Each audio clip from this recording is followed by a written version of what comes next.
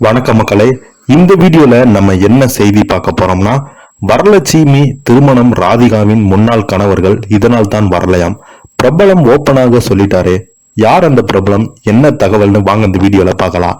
அதுக்கு முன்னாடி முதன்முறையாக நம்ம சேனலை பாக்குறீங்கன்னா சப்ஸ்கிரைப் பண்ணாதவங்க எல்லாம் சப்ஸ்கிரைப் பண்ணிக்கோங்க. பெல் பட்டன் சிம்பல் அமைக்கி நம்ம சேனலோட நோட்டிபிகேஷனை எனபிள் பண்ணிக்கோங்க.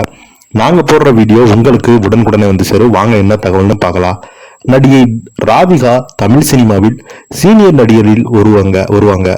பாரதி ராஜாவால் அறிமுகப்படுத்தப்பட்ட அவங்க மிகச்சிறந்த நடிகை என்ற பெயரையும் பெற்றிருக்காங்க.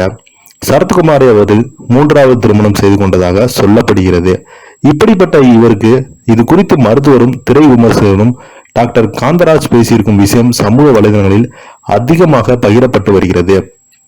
தமிழ்நாட்டில் தவிர்க்க முடியாத ஆளுமை எம்.ஆர். ராதா பெரியாரின் தீவிர தொண்டரான அவருக்கு பிறந்ததுதான் ராதிகா. வெளிநாட்டில் படிப்பை முடித்துவிட்டு இந்தியாவுக்கு வந்திருந்த அவரை எதேச்சையாக பார்த்த பாரதி ராஜா கிழக்கே போகும் ரயில் படத்தின் மூலம் நடிகையாக அறிமுகப்படுத்தினார்.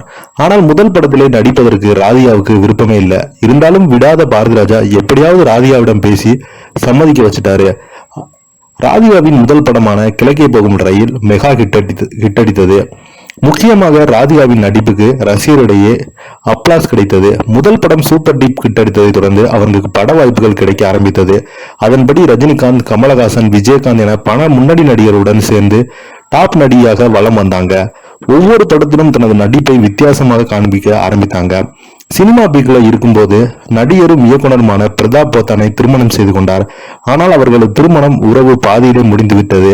இதனடுத்து நடிகர் விஜயகாந்தை தீவிரமாக காதலித்ததாகவும் அந்த காதல் சில காரணங்களாக கைகூடாமல் போனதாகவும் ஒரு பேச்சு உண்டு.